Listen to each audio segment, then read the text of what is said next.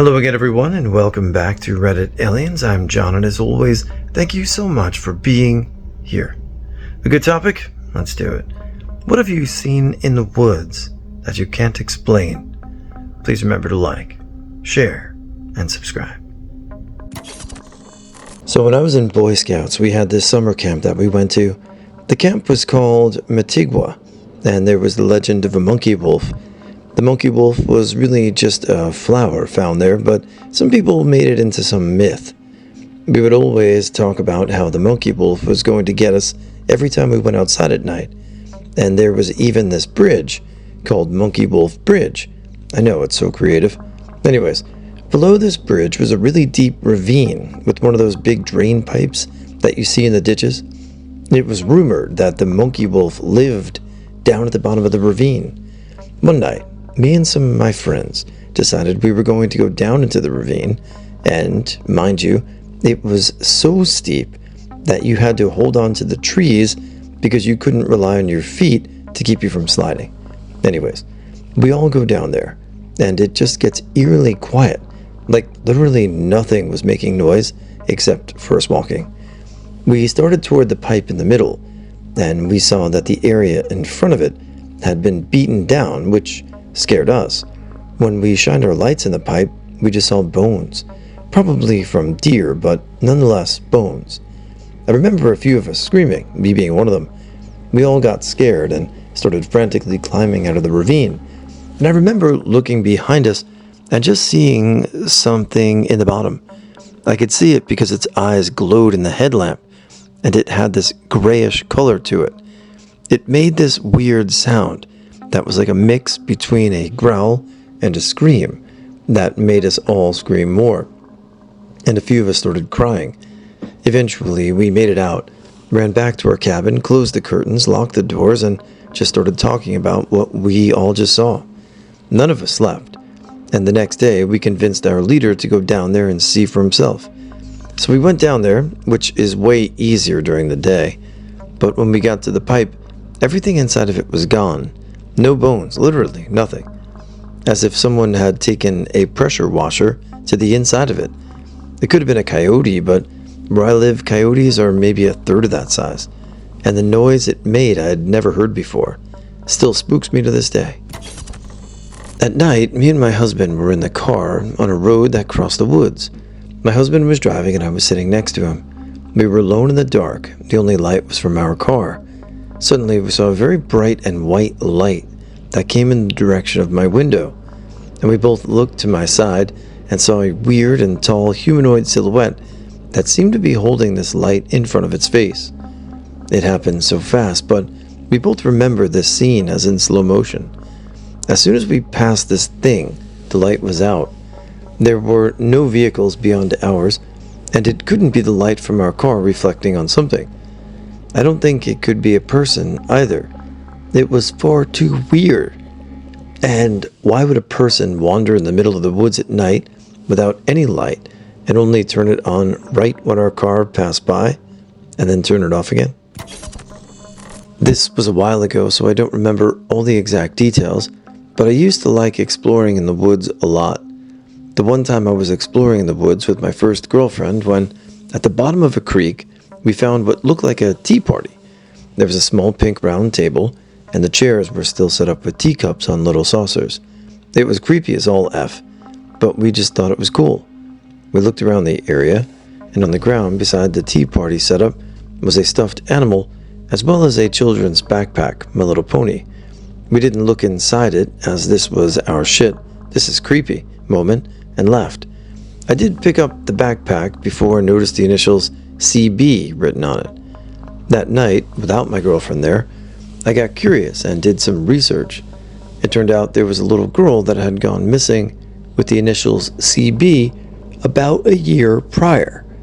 Her body had been found in another part of the province though, but I still to this day can't help but believe that we had found the murder our side of some effing sicko.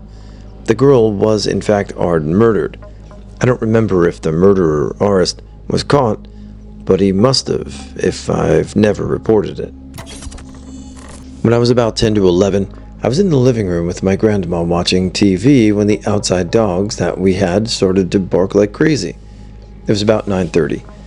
So I got up and walked into my grandma's bedroom and peeked through the blinds, and at first, nothing looked out of the ordinary, and I didn't see anybody. I stood there for a few seconds looking around to make sure that nothing was out there when I noticed movement in the corner of my eye, and the motion light on the back of the house kicked on. And yes, I did see something. It was under the RV we had inside the house. I yelled for my grandma, and she came and looked out the window, and she also saw this thing. It was about 6 feet with white hair. We made eye contact. I watched this thing look at me, and it noticed me. To this day, me and my grandma talk about what we saw, but we don't have any clue what it could have been. In Shawnee National Forest, there's a Rimrock recreation trail that goes around a large plateau. It's a pretty fun hike. I've done it a few times. On one hike along the trail, which goes into a fairly densely wooded canyon with steep sides, I started to see little piles of rocks stacked up to about 6 inches or so, usually topped with one balancing. Seeing the first few, I just assumed some kids had been messing around while bored. But the further along I went, the more and more of them there were, until there were like 100 plus piles densely packed along the canyon walls. I had hiked here before, and there were no piles like this before. It was honestly a little bit creepy. It was broad daylight, and there's a lot of people who use the trail, so I wasn't alone or anything, but it just seemed so out of place. Whoever did this went to a lot of trouble. It must have taken them many hours, even if there were several people working together. Was it a prank? Bored teens? Some kind of tribute to the Native Americans who used to live at the site? An art project? No clue. But it was weird to me. While the site isn't exactly remote, it's also a little bit of a hike to get to, and not near any large towns or cities. A friend and I got bored one night and decided to go explore and look for this old cemetery somewhere in the woods near the town where he lives. After driving around for about an hour, we finally found where we were supposed to be. We parked the car and had to walk a mile or two through a wooded area and tall grass to locate this cemetery. We had walked for approximately 15 minutes when we heard some scuffling in the tree line along the path that we were walking. We chalked it up to being wildlife and kept walking. After a couple of minutes, it continued, and out of nowhere we heard a loud guttural growl come out of the tree line. We instantly froze in place.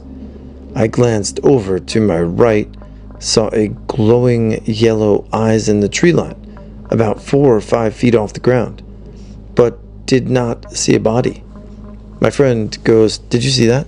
I replied, "Yes," and we both ran as fast as we could back to the car and got out of there. When we got back to his place, we spent the entire rest of the night researching different animals and the calls they make. We live in the Midwest, and there isn't much here beside deer and maybe a mountain lion here or there, but nothing would be a way to describe it. You were mixed a zombie from Call of Duty with the loud cry of a hysterical crying woman. Anyways, we haven't gone back in there since. We still talk about it sometimes, whether it was an actual explainable source or something else. It still scared the shit out of us. One morning I was driving very early before daybreak to get to DC for an event and pick up my cousin on the way.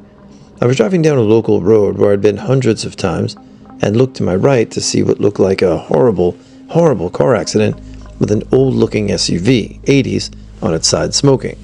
But there were no lights, and the landscape looked different. It's hard to explain, like the houses were in different locations or just off from how the landscape typically looked. When I drove by the same area the next day on my way home, everything looked normal, and there was no sign of a car accident. No broken glass, bits of metal, disturbed grass, nothing.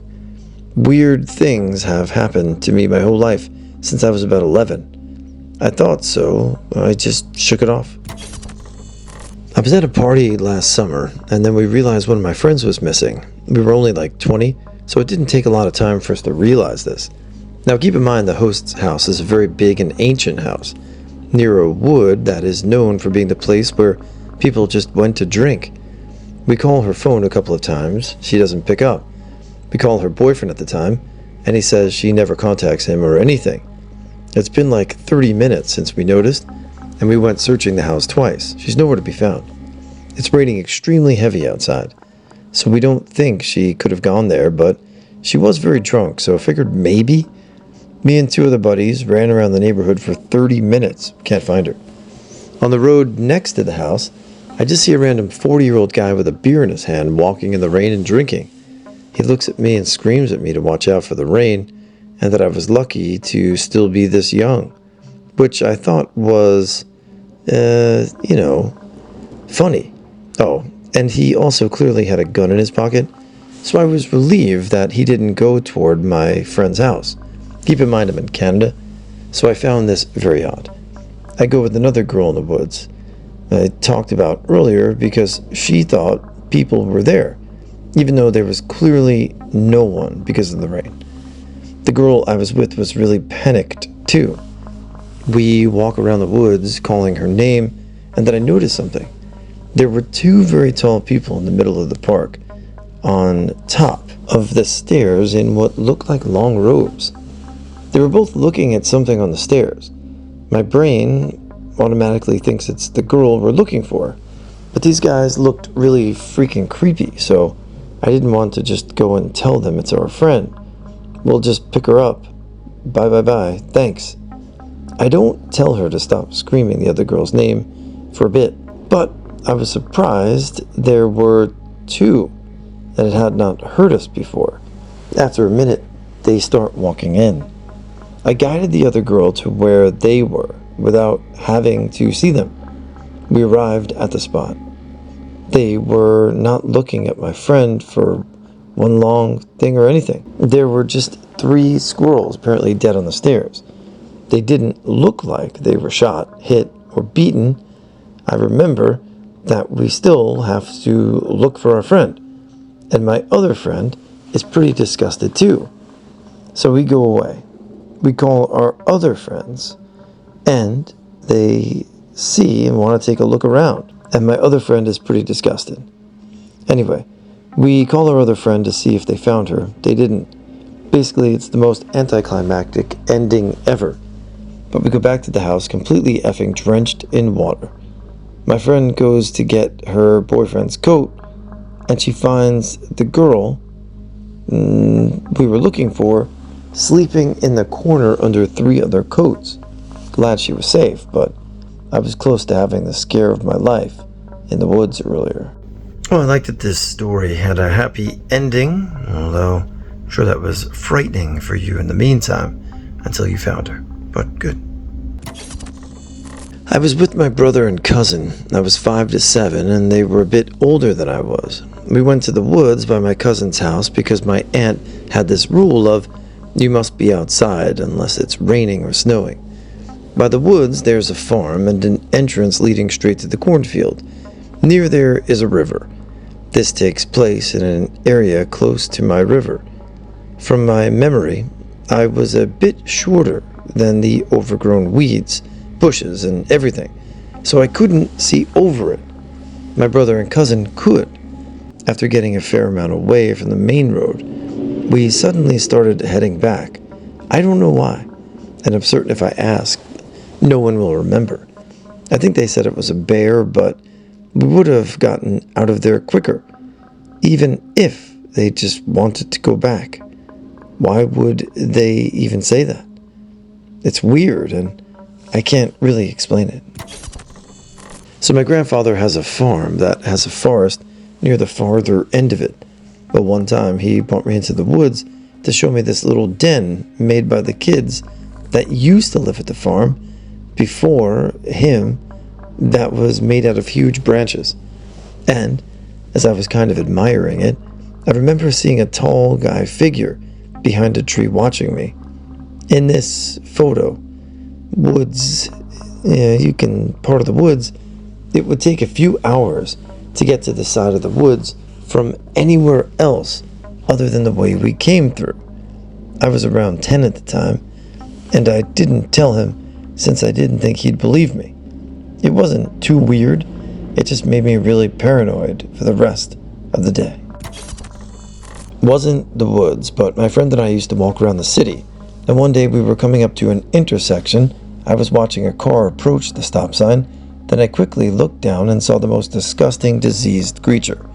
It was sitting absolutely still, but watching me with its peripheral. And I'm talking, I almost stepped on it. I was that close. Its face was mangled. It looked most like a cat, but I can't confirm that for sure because it was so warped.